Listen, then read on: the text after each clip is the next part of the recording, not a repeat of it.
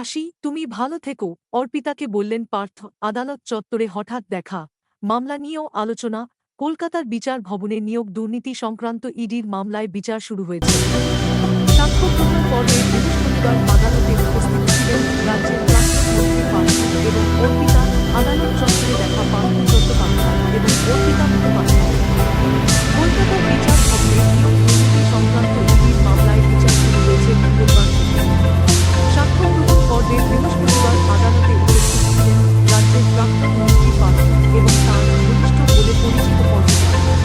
কিছুক্ষণের বার্তালাপের পর অর্পিতার নির্দেশে পার্থ বলেন, আসি, তুমি ভালো থেকো। অর্পিতার সঙ্গে কথা বলার আগে মামলার অগ্রগতি নিয়ে কয়েকজনের সঙ্গে কথা বলেন পার্থ। এই বিষয়ে অর্পিতার সঙ্গেও কথা হয় তাঁর। বৃহস্পতিবার প্রাথমিক নিয়োগ দুর্নীতি মামলায় দ্বিতীয় দিনের সাক্ষ্য গ্রহণ হয়। পার্থ ঘনিষ্ঠ এক ব্যবসায়ীর সাক্ষ্য নেওয়া হয়। এই মামলায় আগে গুরুত্বপূর্ণ সাক্ষ্যদের বয়ান সংগ্রহ করার নির্দেশ দিয়েছে শীর্ষ আদালত। সেই মতো বিচার ভবন থেকে ইডির কাছে গুরুত্বপূর্ণ সাক্ষীদের নামের তালিকা চাওয়া হয়। প্রাথমিকভাবে ৩ জন গুরুত্বপূর্ণ সাক্ষীর নাম আদালতে জমা দিয়েছে ইডি। সেই মতো মঙ্গলবার ওই তালিকায় থাকা প্রথম গুরুত্বপূর্ণ সাক্ষীর বয়ান সংগ্রহ করা হয় রুদ্রদার এজলাসে।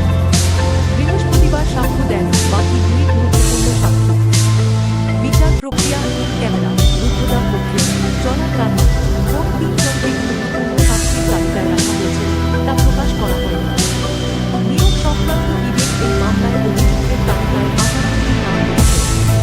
এর মধ্যে 28 জন ব্যক্তি এবং 25টি সংস্থাকে অভিযুক্ত